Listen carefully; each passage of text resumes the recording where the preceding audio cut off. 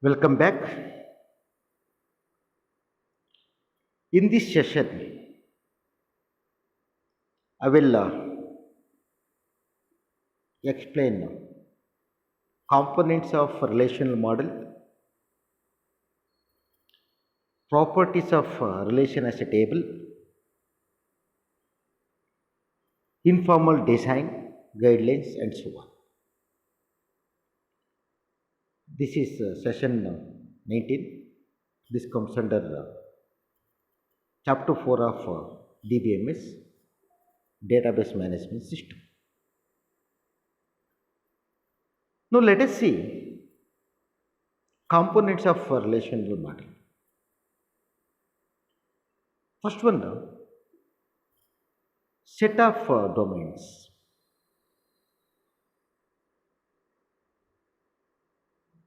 Domain is nothing but that field.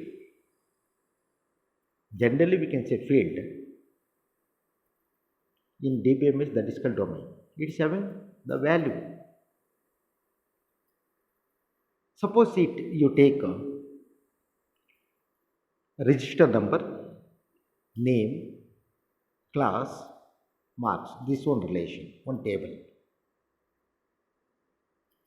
I stored register number is 1, name is A, class is BCA, marks is 90. One is one domain, name is A. This another domain, class is BCA. This another domain, marks is 90. This another domain. This is the meaning of domain. It is having the set of domains.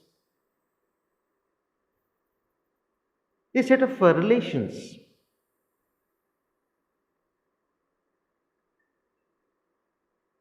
See, we can take student detail as a relation. There is a interrelationship with the attributes, also called domains.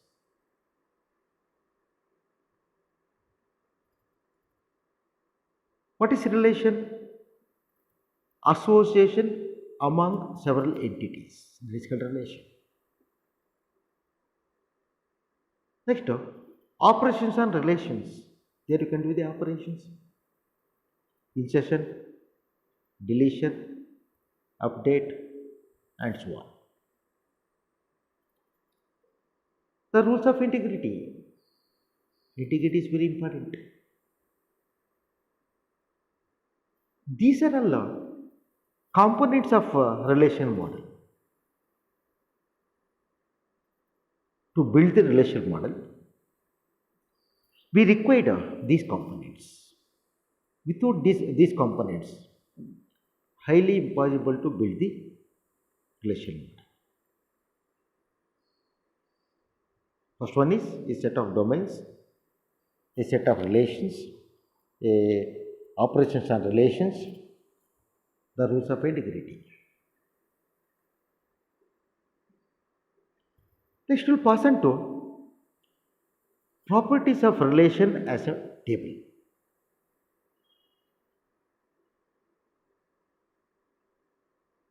In a table, what are all properties we require? Simply we cannot create your table. Simply we cannot define your own table. There is a property. First one is homogeneous column.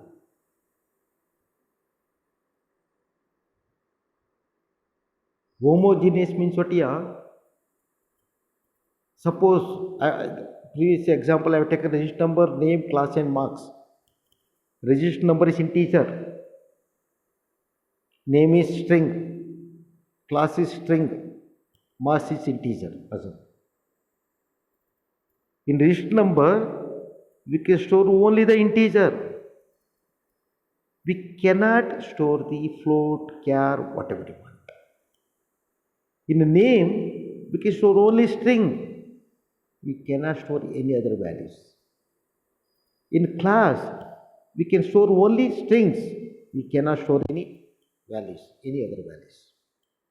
Marks, we can store only integer. We cannot store any other values. This is homogeneous column.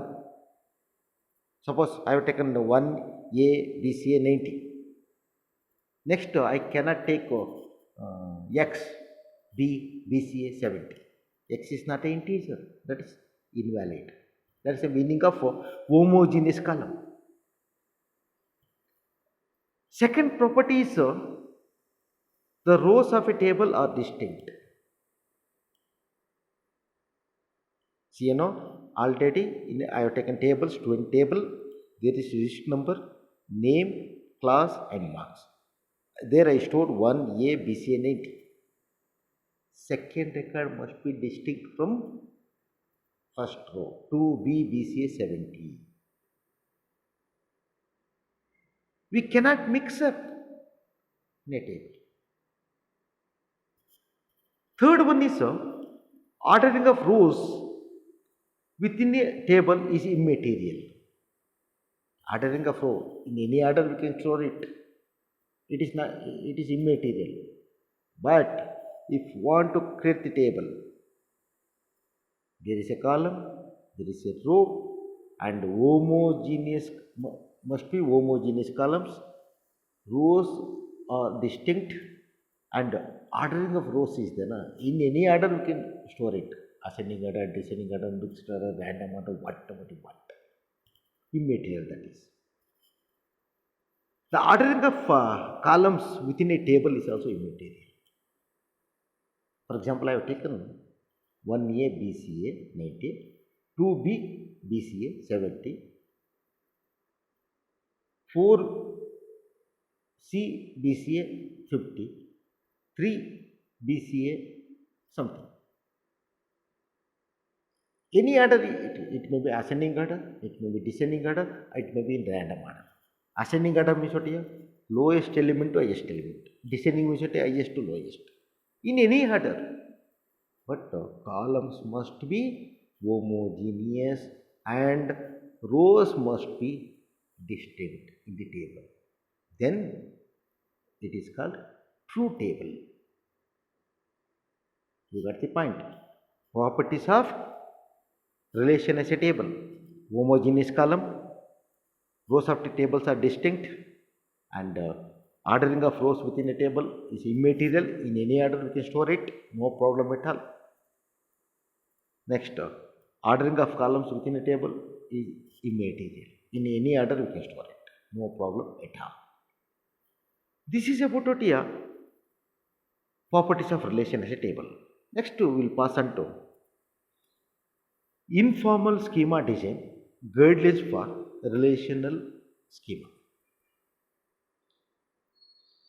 See, you know that in a table there is domains is there, relation is there, columns, everything is there, correct? But here you have to specify the how to interpret the attributes values stored in tuples of domain or tuples of relation.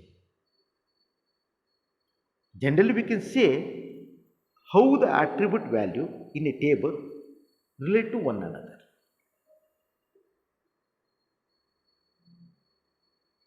Already I have taken here register number, name, class and marks.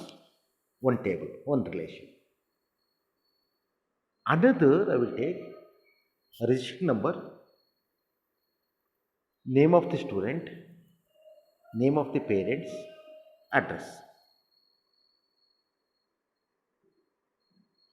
Now let us see how we can form the table, how we can form the relation. Guidelines 1. Design relation schema. If you want to design it, easily we can explain its meaning. But do not combine the attributes from the multiple entity types. Already I have given one example here. Register number, name, class and marks is there, one relation, one table. Another I have taken register number, name of the student, name of the parents and address.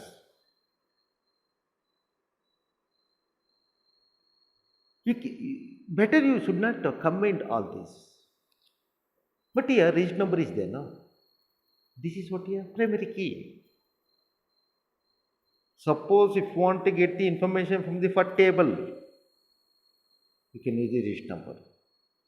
If you want to get the information from the second table, you can use the register number. Like that, what you have to do, you have to form the tables. You have to form the tables. That is guidelines 1. Next, guidelines 2. See, first you have to design the base relation schema so that there is no insertion, deletion, modification, anomalies are present in the relations. If the anomalies are present, anomalies is nothing but problems present. What you have to do, make sure that the program that update the database will operate correctly. If there is anomalies are there, first you remove those anomalies, then you have to do the operations on database. Insertion, deletion, modification and so on. You see one example.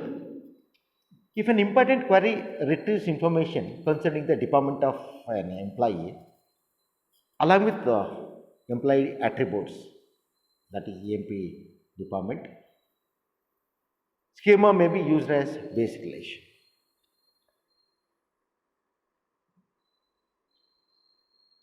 Next, third guidelines.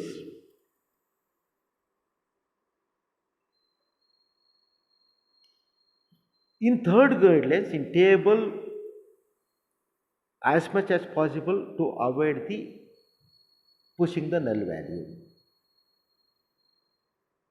In inevitable, we can push the null value. Null means what? Empty. Either may be row or may be column. Either may be domain or may be tuple. As much as possible, avoid the null things.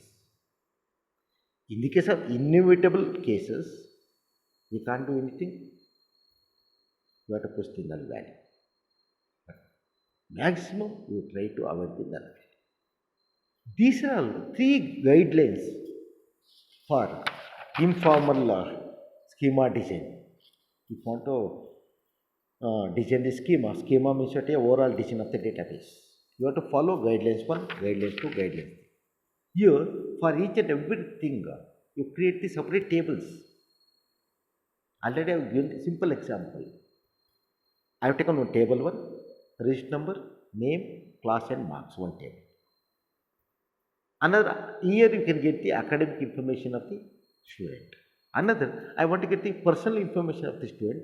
Again, what I am doing here, I am creating another table, register number, name of the student, name of the parents and address. Like that, what you have to do? You have to create the tables like this here, then we can avoid the anomalies. Then easily we can do the operations on database, insertion, deletion, modification.